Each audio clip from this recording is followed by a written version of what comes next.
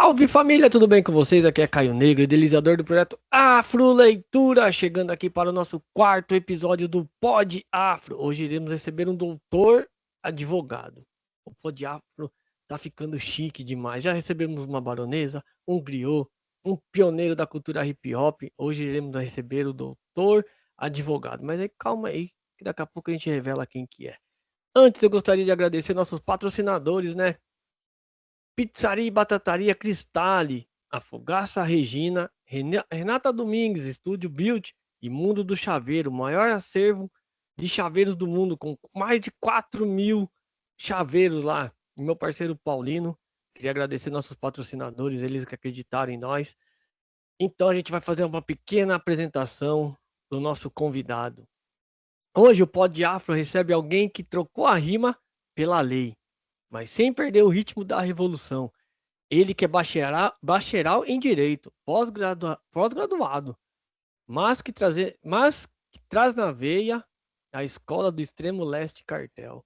Nada mais, nada menos que meu amigo advogado Marcelo Bento da Silva, seja bem-vindo. O microfone é com você. Opa, boa noite aí. Muito obrigado pelo convite, Caio. É uma satisfação estar aqui com vocês, né, do Pod Afro, para a gente bater um papo aqui interessante, né? E siga aí com informações, com ideias, hip hop, rap, direito e tudo mais que a gente tem direito aí de falar, né? De expressar. Que da hora, né? É, Só pra você ter uma ideia, esse Fogaça Regina é a MC Regina, primeira pioneira, quer dizer, uma das pioneiras do rap nacional. Eu fiz a pioneira do hip hop, né? E nisso eu coloquei ela, né? Dela se emocionou lá, porque a gente tá no grupo das pioneiras do hip hop, então ela se emociona quando a gente fala delas, né? Porque nem todo mundo conhece, nem todo mundo que Uhum. tá dentro da cultura hip hop conhece elas. E hoje nós vamos falar com um doutor advogado que é rapper também. Como é essa jogadinha aí apareceu na sua vida? Por causa do rap. Eu Que fui pro da hora. direito por causa do rap. Eu faço rap, fiz rap muito tempo, né? Desde meus 16 anos de idade, ou até antes. E lá no comecinho, eu tive um grupo chamado Enigma do Sistema, que é aqui da região onde eu moro, né? Morro Doce, São Paulo. E aí a gente ficou alguns anos juntos, iniciamos os eventos aqui no Morro Doce, aqui na região do Morro Doce, 96, 97, 98. A gente fez os eventos aqui também, né, no Morro Doce, de 96 até 2001. E todos esses anos nós trouxemos o Expressão Ativa e o Império ZO para cantar Hora. aqui diversos grupos, né, nessa época. Aí depois desse grupo Enigma do Sistema acabou, né? Aí nós montamos o grupo Dementes, que aí já era um outro estilo de rap, que era mais usando metáfora, uma coisa mais engraçada, né? Uma descontraída. E aí também, com o tempo, se acabou esse grupo. Aí eu fiquei um tempo sem cantar, e aí eu conheci o Ice Boy, que é um parceiro do Mel, que é aí, nosso amigo Aham, também, da hora. né? Eu conheci o Ice Boy na Lapa, onde ele morava com a esposa dele. E aí ele me chamou para cantar no grupo de rap dele, que é o Extremo Leste Cartel. Aí eu falei assim, como que é esse grupo, né? Eu falei, esse grupo aqui, ele é politizado, tem que ler e tal. Eu falei, ixi, meu, tem que ler livro. Não, faz tempo que eu saí da escola. Eu terminei o ensino médio faz tempo. Não, mas você vai gostar, é bom entender quem são nossos heróis e tal, né? A leitura é importante. Falei, é mesmo? É. E aí tudo bem. Aí eu decidi entrar no grupo, aí comecei é, decorar as letras para cantar, né? E ver que era diferente mesmo. O rap era Uhum. politizado. Aí me deu a vontade de entender mais sobre o assunto, né? Aí eu comecei a me interessar. Aí comecei a ir para algumas reuniões, li um livro que eu lembro até hoje, é um livro pequeno assim, eu li aquele livro de bolso Uhum. da Expressão Popular, que eu lembro até hoje, era um livro de uma mulher chamada Helenira Rezende, que é uma mulher que lutou na ditadura militar, que ela foi guerrilheira e foi lá para a guerrilha do Araguaia. Eu achei aquilo interessante. Nossa, que coisa, né? Defender o Brasil além daquele momento tão período, né? Uhum. Tão violento da ditadura militar e tal. Aí eu li esse livro, li outro, fui lendo outro, comecei para reuniões, ir para os debates, e aí comecei a me interessar cada vez mais. Depois entrei, eu comecei a frequentar o Fórum de Hip Hop, que até hoje está aí rolando, Aham. responsável aí pelos os eventos de hip hop do mês do hip hop, tem como aí um bom articulador que é o Rapper Pirata, meu amigo Uhum. também. Já E foi batalhei isso, com ele lá na casa de Diadema, lá na casa do hip hop de Diadema. que legal. Já O Pirata tive uma honra. Que é da hora. 100%, Uhum. 100% hip hop. E aí começou os shows do Semulete Cartel, eu tive a oportunidade de entender as letras, né? Mais ainda com a leitura dos livros. Com isso, certo dia eu estava numa reunião do hip hop, aí conheci dois caras lá, dois homens negros, que falaram assim, meu, você não quer estudar? Falei, é difícil e tal, né? Falei, não, tem a Faculdade Zumbi dos Palmares, você pode te apresentar se quiser ir lá. Aí eu fui lá, na Zumbi dos Palmares, conheci a faculdade, fiquei encantado com o espaço. Depois disso, eu li um livro que foi fundamental para mim. Aí eu decidi que eu queria. Eu lia uma mini biografia do Luiz Gama, o Uhum, pode advogado crer. das dados. E aí me encantei por tudo isso, pelo direito. Aí eu fui buscar, aí consegui entrar a partir do programa do FIES, né, do governo atual hoje. Eu fiz o FIES, consegui entrar na faculdade de Direito, aí me formei em 2015, em 2013 já estava trabalhando no escritório, né, e hoje atualmente trabalho com adolescentes em conflito com a lei. Então, tudo isso, essa bagagem que eu tenho, veio através do rap. O rap, que da hora, né? Eu vou já pegar o gancho, assim, ó, de uma pergunta bem legal que vai cair certinho. E como que foi o choque de sair do palco, onde você tinha a voz livre, para as salas de audiência, onde é tudo mais cheio de regras e formalidades? Como é que foi essa mudança para você? Porque você não vai chegar lá e aí, doutor, firmão, é nós, tamo junto. Como é que foi para você essa É, mudança? essa mudança, ela iniciou bem antes de sala de audiência, de atender clientes no escritório, de fazer peças jurídicas, né? Essa experiência começou na faculdade, em 2011, que quando eu entrei na faculdade, comecei a ir para a faculdade de calça larga, de brinco dos dois lados, né? A trança eu sempre usei, e aí todo mundo diferente de mim, né? Na faculdade. Aí houve esse impacto primeiro. Mas como eu estava muito engajado no hip hop, nos debates, nas reuniões, tinha uma bagagem de leitura, né? Eu tinha aproximadamente aí uns 5 anos de formação em grupos, né? Livros, debates e Uhum. tal, o próprio hip hop, o movimento negro dentro do hip hop. Então, eu consegui ali meio que me defender, né? Dos conservadores do curso de Aham. Direito. O curso de Direito é conservador. E aí foi indo, passando o tempo, foi entendendo mais o direito. Ele nunca deixará de ser conservador, né, e elitista. É, e aí depois fui para o escritório, e aí a área que eu trabalho no escritório é uma área que a gente conversa com a população em geral, né, que é a área trabalhista e previdenciária. Então, do escritório eu fui assim meio que acostumando e aprendendo cada vez mais. Quando chegou o momento mesmo de estar de frente com o juiz, né? E aí você tem que ter toda a formalidade, não tem jeito, né? Toda a formalidade, a roupa, né? O terno, a Uhum. gravata, a linguagem jurídica e tal, mas para mim não foi uma sequência. Então eu consegui lidar com isso porque foi uma sequência, né?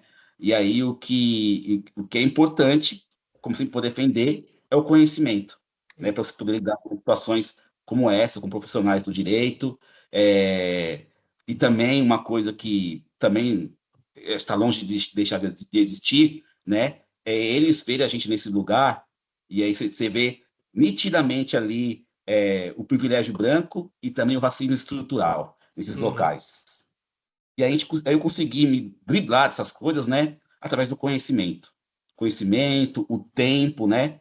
A postura, entender como esses mecanismos funcionam para poder aprender e aprendi a lidar com ele dessa Que da forma. hora. É que a gente fala, né? O quinto elemento do hip hop é o conhecimento.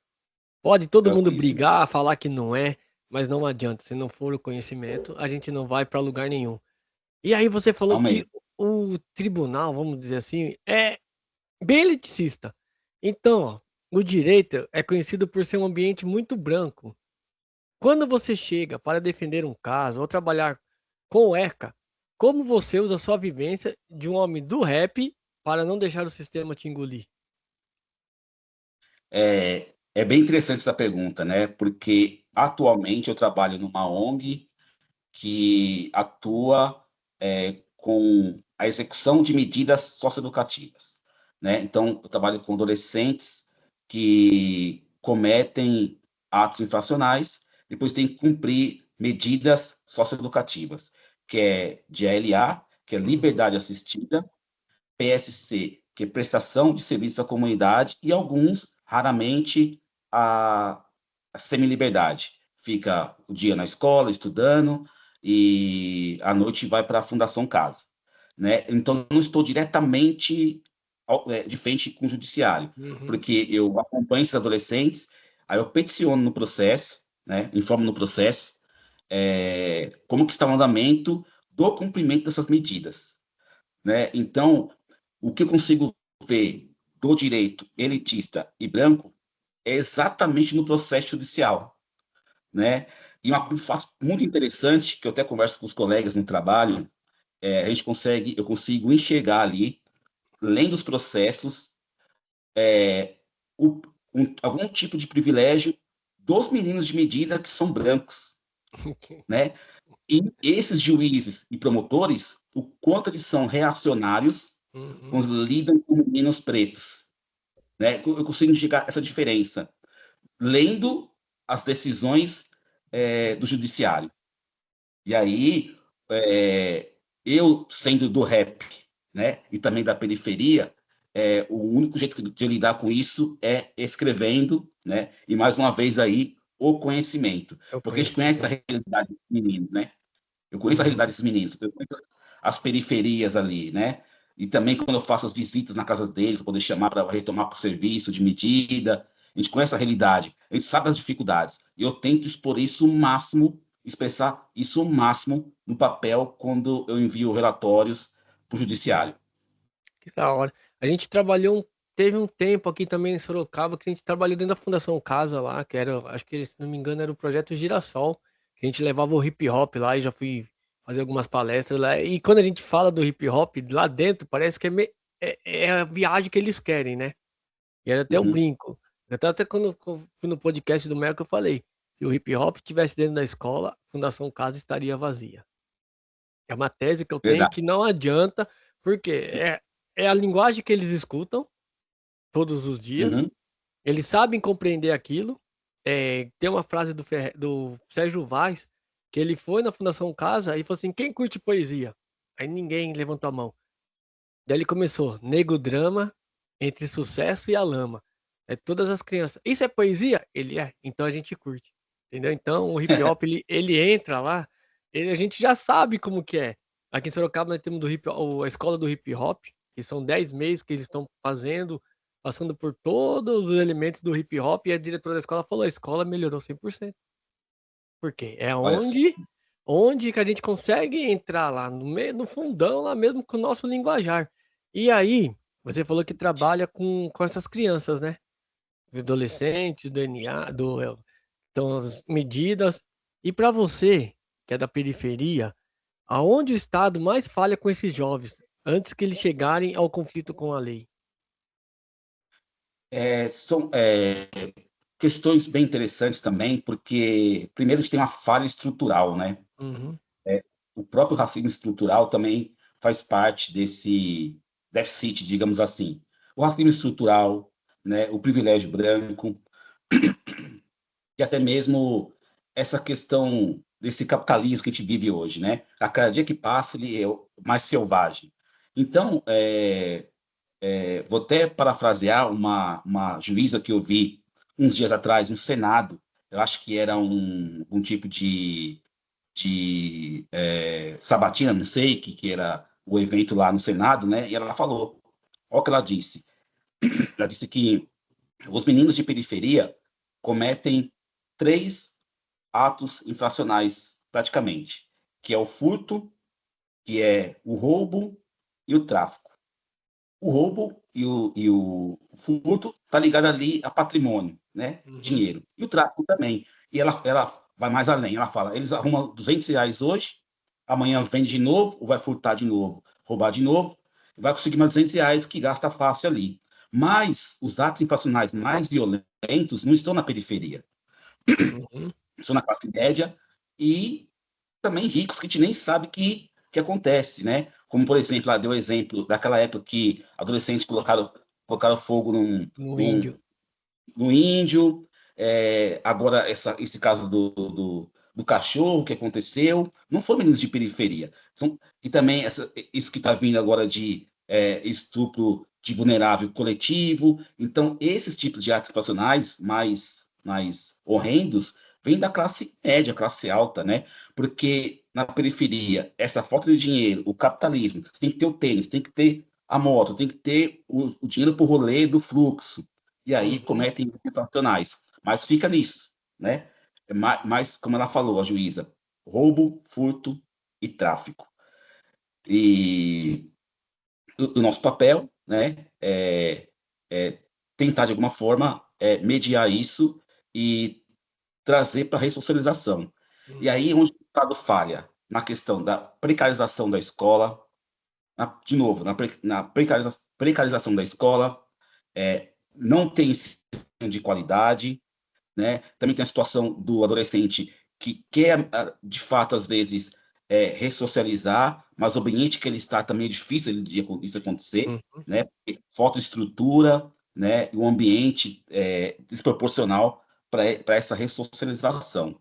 Então, a gente joga um time desfalcado, né? Mas a gente continua na luta por esses adolescentes, porque eles estão conosco uma vez por Uhum. semana. Os outros dias eles estão na quebrada deles, né? A escola muitas vezes não aceita esse tipo de adolescente. Existe um preconceito muito forte com adolescente de mídia socioeducativa. A gente tem que estar insistindo, ligando nas escolas para poder fazer matrícula, ajudando as famílias, né? A tentar essa vaga escolar, que Uhum. um dos pilares principais da medida socioeducativa. Então, a gente luta contra o Estado, na verdade, né? A É. gente luta contra o Estado e contra o capital. Uhum. E muitos desses jovens, quando teve um, acho que foi ano passado, que teve um jovem que tirou uma nota excelente no Enem, na redação. Lembro se foi esse ano, eu não lembro qual que ano que foi, que ele saiu da Fundação Casa e fez a prova do Enem e tirou uma das melhores notas. E você usa, Eu, aí você chega lá e fala assim, ó, sou do rap também. Como é que eles agem? Você, mas o cara é doutor, advogado e é do rap. Como é que é quando você tem o primeiro contato assim com eles? é muito interessante isso, porque lá no Serviço de Medida eu sou o único preto, Uhum. né? 90% desses adolescentes, jovens adolescentes, também são pretos, né? Então, o primeiro contato que eles têm, eu já vê assim, tipo, aquela coisa, né? Esse é um dos meus, tamo Esse é dos junto, é nossos. nós. É nós. E aí, nós da periferia, isso é muito peculiar da gente, né? Aí, ora eu falo com eles totalmente formal, eu conversando, ora eu falo gírias também, mas nada forçado, Uhum. isso é natural, somos desse É, lugar também, né? nosso Então, dialeto, né? exato, Nosso aí dialeto. existe uma paridade entre eu e eles, quando tem essa conversa. Aí eu consigo explicar o direito para eles, o processo deles para eles mesmos, de uma forma descontraída e mais fácil, com a linguagem da periferia, para eles poderem entender o que eu estou querendo dizer para eles. Eu explico a medida dessa forma. E aí eu acho que é uma conexão muito forte, porque a gente consegue ver os iguais, né? E aí, toda a conversa que eu tenho com eles, eu não estou apontando o dedo para eles, eu estou apontando as falhas que o Estado tem, que é Uhum. exatamente essa pergunta que você me fez, né? Eles começam a pensar nisso. Tudo bem que isso não pode ter um efeito de imediato, mas daqui 1 ano, 2 anos, 2. 3 anos, 5 anos, Uhum. 10, vai pensar com coisas que eu falei para ele nesse sentido, né? Como o Estado atua, como a polícia racista violenta atua, né? Como que é esse Brasil de privilégios brancos e tudo mais. E aí é sementinha por sementinha, Vai. né? Uhum. Mas o mais importante é essa qualidade que a gente consegue, essa conexão que eu consigo com eles, por ser do mesmo lugar que eles estão também. E aí eles veem você como exemplo, né? É assim, ô, eu Exatamente, ainda falo assim, se o tio Marcelo consegue, a gente consegue também. E aí, com certeza. eu não sei se você já ouviu essa frase de alguma mãe, fala assim, você é o exemplo do meu filho. Porque às vezes a gente que é do hip hop, a gente escuta isso daí. E queria saber, você já escutou alguma vez isso?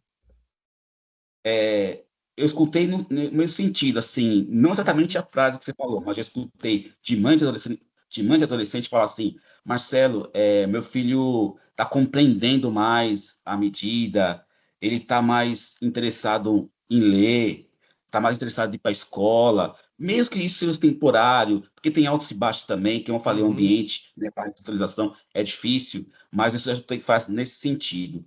E aí, falando nisso também, Caio, eu tenho um projeto lá que eu faço com eles, que é um projeto de vida. Eu elaborei 20 perguntas, né? Eu começo bem simples, o que você gosta de fazer no seu tempo livre, qual a profissão que você quer ser, e é a quarta pergunta que é bem interessante. Qual o seu sonho profissional? Olha para você ver como esses meninos que cumprem medidas socioeducativas, às vezes tem autoestima muito baixa. Eu já ouvi assim, qual o seu sonho profissional? Ele falou assim, ser atendente do McDonald's. E eu escuto isso nesse sentido várias vezes. Olha só a autoestima como está Uhum. baixa, né?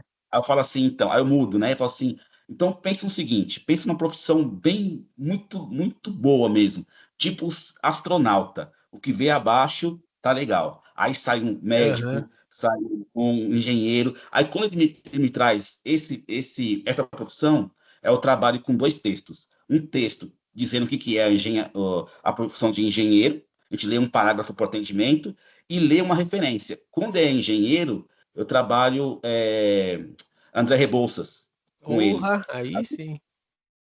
Esse é um cara negro, século XIX, era engenheiro, falei, sim. Aí Uhum. eu trabalho os dois textos. A referência e a profissão. A mulher Sim. começa a ter um norte, que é a engenharia. Ele viu um homem negro do século XIX sendo engenheiro. Aí quando alguém fala de advogado, eu trago o Luiz Gama. Eu vou trazendo As referências, personagens né? Uhum.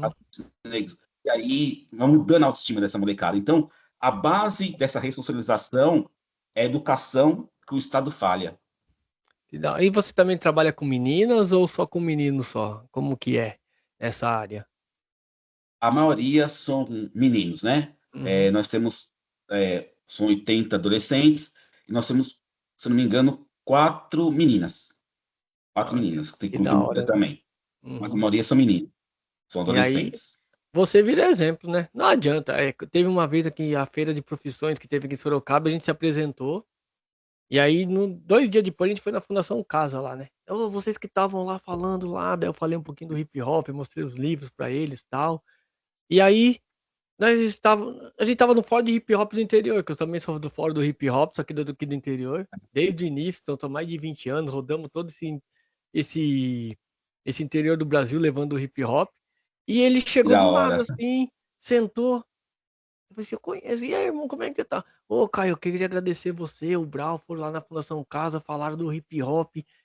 Tive uma oportunidade com o DJ, e hoje eu sou um DJ de campeonato. Até ganhou um Olha só, campeonato lá. E o moleque saiu da Fundação Casa pra ser DJ. Até o DJ Pita, que tava na frente lá, foi e fez essa oficina. E ele conseguiu colocar um DJ dentro da Fundação Casa que foi campeão. Então, quando ele vê a gente na rua, ele fala assim: obrigado, viu? Vocês acreditaram em mim, eu falei assim: "Não, a gente não acreditou em você que tem que acreditar em você. Se você não acredita, né, a gente que vai".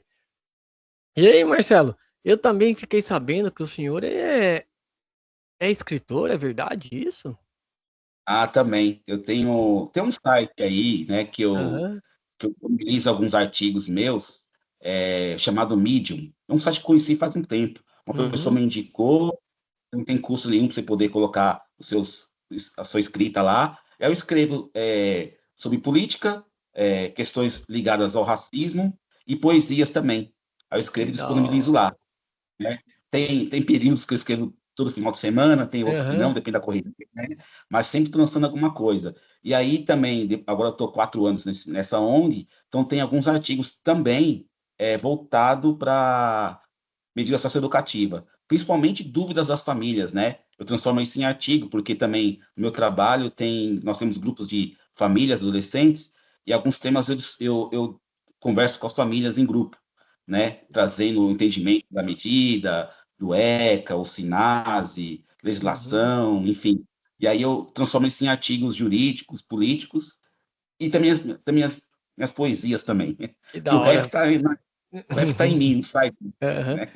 E aí, para você fazer equilibrar do Marcelo advogado com o Marcelo poeta, como é que fica na hora lá, assim, hoje eu vou ser o advogado, não, hoje eu vou ser o do rap. Como é que é essa, para você escolher, é na hora lá, como é que é? Bom, a poesia em si, eu não cheguei a trabalhar com os meninos ainda na medida, né? Eu Uhum. pretendo fazer, que também o tempo lá, a gente faz diversas coisas, mesmo, a gente atende eles, né? E também tem que enviar os relatórios para o judiciário. Então, às vezes, o tempo é um pouco curto. A poesia em si, eu não trabalho tanto com ela, mas às vezes quando estou inspirado, né? E aí eu escrevo alguma coisa.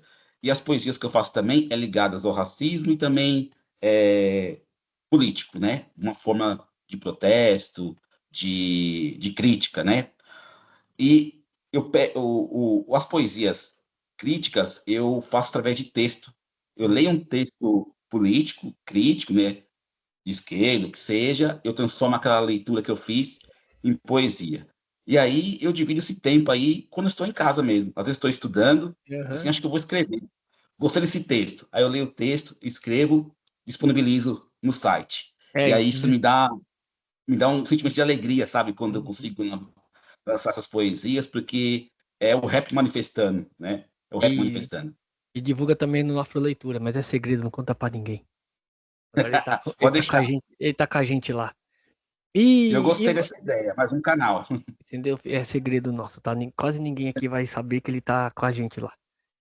E é uma curiosidade minha agora, né? Como é que foi pra você a primeira vez que você pisou lá no fórum como advogado? Como é que foi você olhar pra trás e falar assim, ó, mãe, pai, família, vocês têm um advogado aqui na família. Como é que foi pra você eu, fechar o olho, entrar no tribunal que seja, ou no fórum, e olhar tudo aquilo pra trás? Como é que foi essa sensação? Primeiro dá um frio na barriga, né? Mesmo que Uhum. você está ali formado, que você está formado não tem experiência, né? Aham. Dá um frio na barriga, porque mesmo conhecendo assim, conhecendo as questões do racismo, como ele funciona, como ele opera, né? Como ele é instrumentalizado, mesmo com todas as informações, gerou um certo receio, um certo medo mesmo. é, e aquele frio na barriga, igual de subir no palco do rap, né? Aham. Toda vez tinha isso. E depois você vai acostumando e aprendendo a lidar com isso. Uhum. Mas o primeiro contato que eu tive foi um despacho com o juiz. O despacho é o ato que você faz. Vai apresenta o pedido para o juiz, que não vai dar tempo para você fazer o protocolo, esperar ele se manifestar, a coisa tem que ser rápida, né? Era uma penhora de um bem, um direito do trabalho, e aí a pessoa pagou o valor que estava devendo, tinha que chegar para o juiz e falar assim, olha, excelência, eu quero despachar essa petição. Ele vai olhar, vai deferir ou indeferir o pedido. Ele deferiu. Mas foi bem inusitado esse dia, que eu estava nervoso, e eu fiquei no fórum praticamente 2 horas, tentando Aham. levantar na sala poder conversar com o juiz, né? Rolando audiência. Como que acontece isso? Tá rolando audiência, quando vai mudar de audiência para outra, chamar outra, esse é o momento do advogado levantar e conversar com o juiz sobre a petição, Uhum. para despachar, né? Eu não conseguia fazer isso, nervoso, nervoso. Aí passou quase 2 horas, que eu consegui tomar coragem, levantar, falei, excelência, eu preciso que o senhor analise essa petição, que o pedido aí, o que se trata? Eu expliquei para ele e tal, ele analisou, tá pago, doutor, tá pago. Aí ele assinou, despachou, né? Definiu o pedido e aí resolvemos o assunto do cliente. Mas foi bem inusitado porque eu demorei quase 2 horas com ele. Depois isso passa, né? Você vai Aham. aprendendo, pegando mais o jeito, vai entendendo mais a legislação, pega um caso, pega o outro, e aí a coisa vai. Vai. Aí eu passei um tempo nesse escritório, hoje, atualmente, eu estou na ONG, né? E ainda faço algumas coisas com o advogado do escritório lá Uhum. online, na área da Previdência Social, INSS e também trabalhista, que são direitos sociais, né? Que da hora. Qual que foi mais difícil? Subir no palco a primeira vez ou encarar o juiz? Olha, o palco também foi difícil, primeira vez. Espera, tudo espera. Ó, Aham. assim, acho que o palco foi mais difícil porque eu tinha lá meus 15, 16 anos e nunca tinha feito aquilo, e eu com medo de Uhum. errar letra e tudo mais. Foi bem também inusitado. Foi um grande frio na barriga também. Mas tudo a gente supera quando a gente tem a constância da É, coisa, né? é. Você já vai decorando, porque eu lembro a minha primeira palestra também, que convidaram a gente para falar sobre racismo, e foi logo com, acho que tinha uns 20 reitores de faculdade. Ah, eu olhava assim, o que que eu tinha que falar mesmo? Já tinha esquecido já. Daí veio um professor, o Rapaz. professor Ademir, e falou assim, Caio, vou dar uma dica pra você. Pensa que você tá lá no samba e desenrola. Eu disse, é mesmo?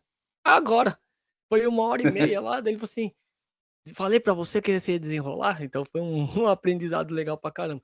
E você falou de, de um gancho muito legal, direito ao previdenciário, né, e do trabalho. São áreas que mexem diretamente com o sustento de famílias. Por que é tão importante que nossa comunidade entenda da lei, como o racismo estrutural dificulta o acesso de trabalhadores negras e negras a esse direito básico? Como é que você vê isso?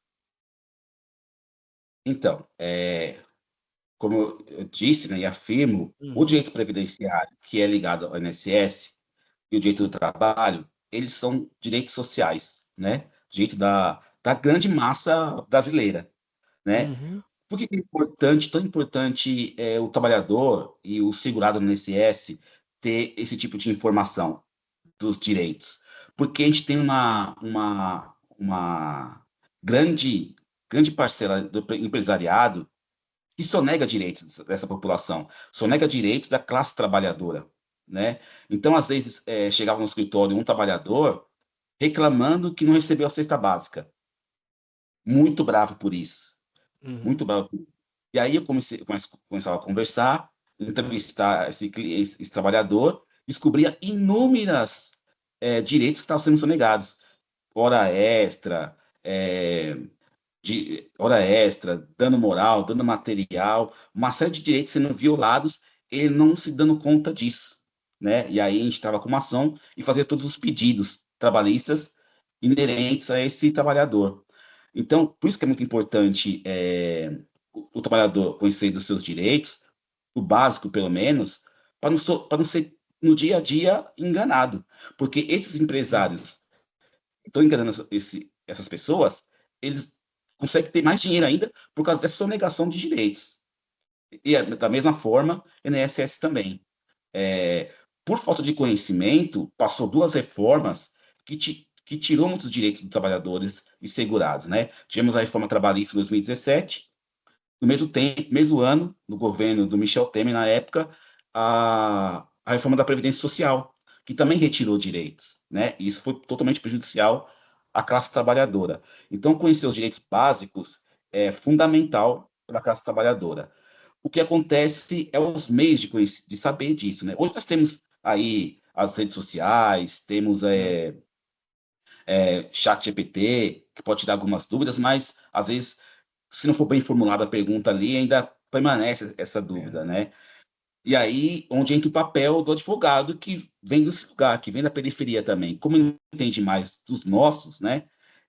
Eu tenho facilidade de, por exemplo, de captar clientes na área onde eu moro e de ter uma reciprocidade de confiança, porque eu entendo de onde que eles vêm, ali daquela empresa, como eu trabalhei em metalúrgica, eu sei o que eles sofrem, eles conseguem trazer para mim esse sofrimento, né? Com mais facilidade do que pegar um outro advogado que está lá na Do outro Paulista, lado, lá, aham. ele branco, que você paga R$ 300 só para ser por uma consulta, a pessoa dá trava, né? Se é um trabalhador comum, ele trava, não consegue É. soltar, falar.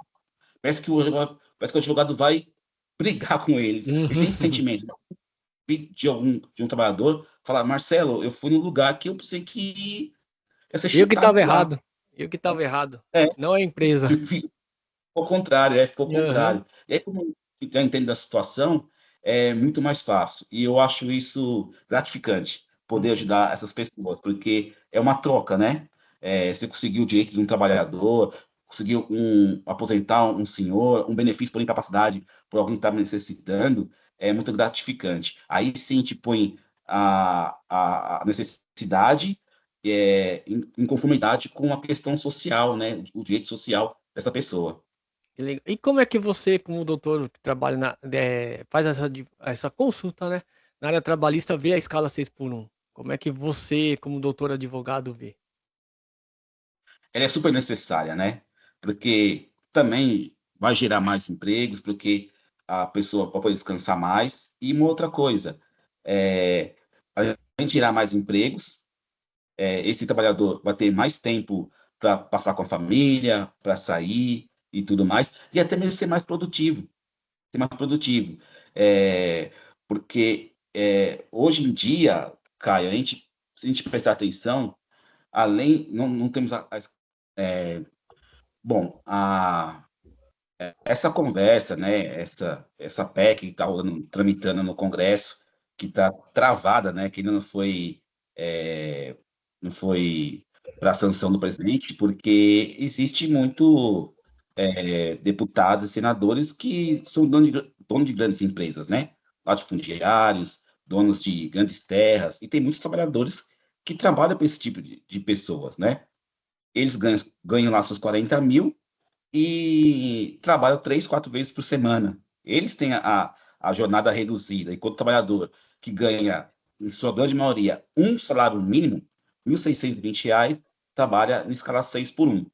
E aí, sonegando aí seu direito de estar com a família, de acessar a cultura, de passeio, descanso adequado, né? Que hoje o trabalho exige tanto que no direito do trabalho a gente vê muita reclamação relacionada à saúde mental do trabalhador, Hum? à saúde mental. Então, a redução da jornada, 5x2, o que seja, ela é fundamental para a gente, fundamental para poder fazer valer mesmo o que está escrito na Constituição Federal, né? Que é o valor social do trabalho e a dignidade da pessoa humana. Uhum. Isso são direitos fundamentais da Constituição Federal e têm que ser preservados e garantidos para o trabalhador que produz a riqueza desse país, né? É, Quem coloca a mão na massa que verdade. produz a riqueza desse país, não o empresariado. E aí, essa mesma conversa da ideia da redução da escala, também trago uma outra informação, que é a pejotização. Hoje nós temos aí uma grande parte de trabalhadores que configuram ali o contrato de trabalho, o vínculo empregatício, né, CLT, mas trabalha abrindo um MEI, Uhum. PJ. Então, o cara o patrão fala assim: olha, João, abre um PJ, uma pessoa jurídica que trabalha na empresa aqui. Então, o cara abre um MEI, tem o CNPJ dele, mas trabalha como empregado. E aí o que acontece? Esse empresário, ele não recolhe INSS, É não isso. recolhe fundo de garantia. Então, o lucro desse empresário vai subir exorbitante, vai subir muito, e o trabalhador vai ficar desamparado, É. sem fundo de garantia e sem recolher no INSS, e no futuro talvez não consiga se aposentar. E essa discussão também está no STF, que é a cúpula do judiciário brasileiro, para ver se vai liberar ou se não vai liberar, se vai ter algum tipo de restrição desse tipo de trabalho com o PJ, né? E se o STF fazer uma liberação do sistema PJ, a gente vai ter uma grande perda aí dos direitos dos trabalhadores, né? Espero que, dado em breve aí para o STF, essa questão da pejotização e que prevaleça a CLT e a Constituição. É Que da isso. hora, né, família? Tá vendo? É outro nível, né? O pó de afro tá demais. Marcelo, parece que não, mas a gente. Olha, quando a conversa é boa, você nem vê, senão eu ficava com você a noite inteira. Ia passar trocando ideia, porque é da hora, né? Quando a gente vê um dos nossos lá em cima, lá, né? Chegou aí pra Brasília já? Como advogado ou ainda não? Não, não. Espero ir, né? Porque quando vai para Brasília, os processos estão tramitando lá no STF, no TST, e aí tem que fazer sustentação oral lá, aí é outro nível da advocacia, né? A gente Aham. chega lá, Chega, com chega lá. certeza. Quem sabe estamos falando com um futuro presidente do Supremo? Tá É, precisando de um homem lá, viu? como você mesmo Então, diz pros meninos que você ensina, não custa nada sonhar alto. Aí ganhar quem alto. tá lá, imagina, eu vou fazer questão de ser o primeiro a entrevistar você lá no Sabatina. Lá, você lembra da gente lá do Pod de África, a gente tá trocando ideia lá, aqui ó, parabéns. Que a gente sempre tem O orgulho, STF, né? o STF precisa de representação negra lá, uma mulher negra, né, que Sim. nunca teve, que é Uhum. essencial, homens negros também, né, para representar, né, a grande parte da população brasileira, que é É, afrodescendente. temos que ser referências para os outros, né? Se ele pode, a gente também pode, né?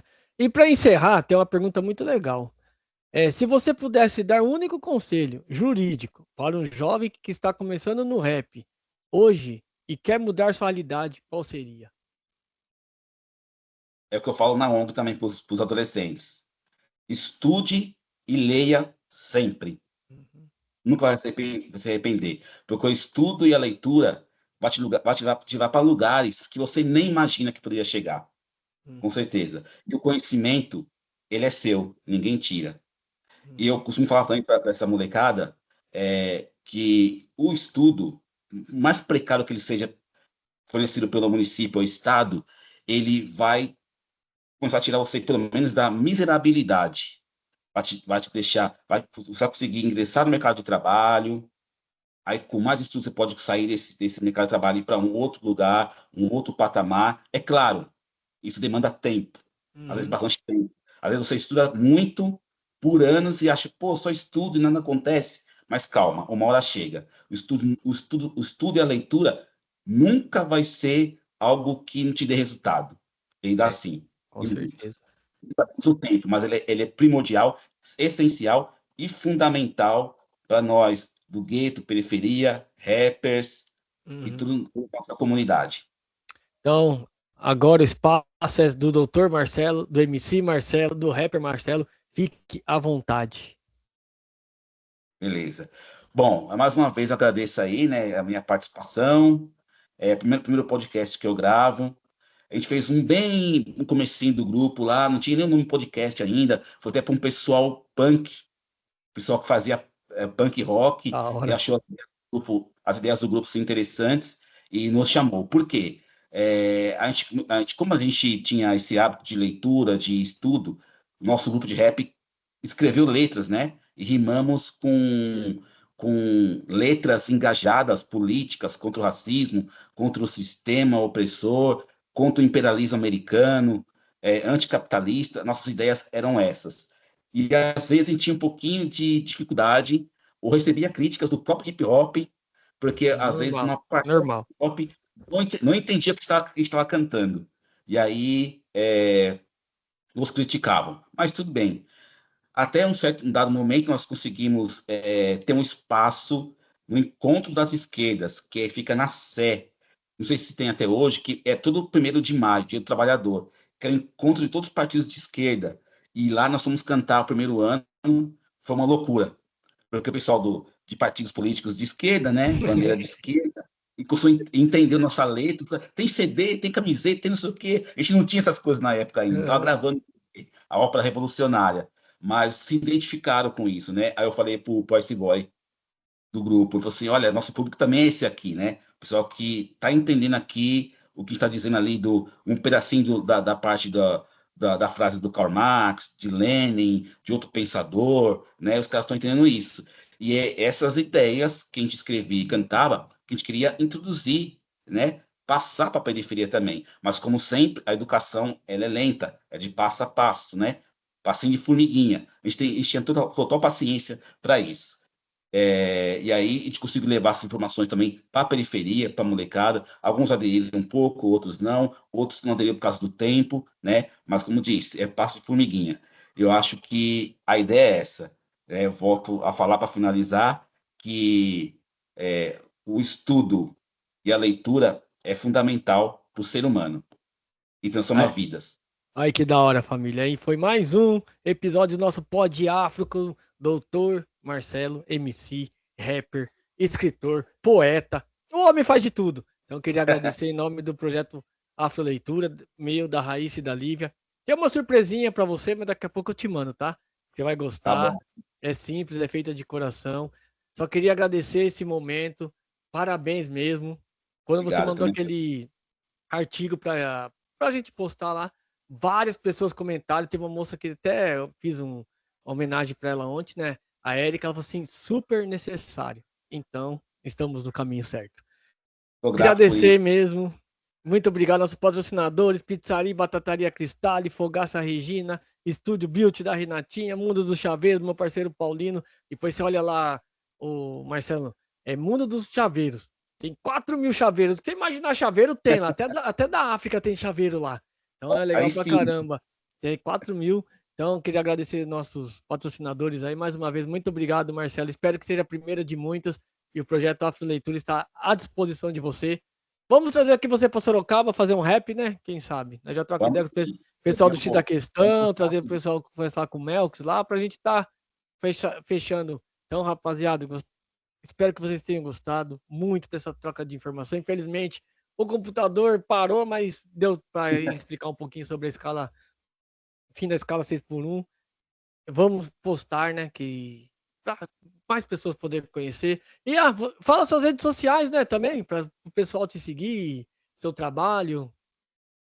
Eu comecei também a gravar alguns vídeos, né? Antes de fazer só por escrito, agora estou precisando gravar também alguns vídeos.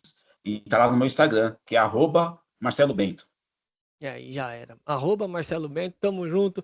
Família, se Isso. inscreve no nosso canal, compartilha, se inscreva, ative o sininho para você não perder mais, porque esse mês tá legal e teremos mais e mais convidados. Marcelo, muito obrigado, tenha uma boa noite. Eu espero Agradeço. ganhar um Gratidão. CD eu espero ganhar um CD desse daí pra gente colocar aqui na nossa biblioteca que estamos montando Vou te aqui. mandar. E quando você vir para Sorocaba, a gente vai fazer ao vivo, só que daí não vai ser comigo, tá? Vai ser com duas pequenininhas.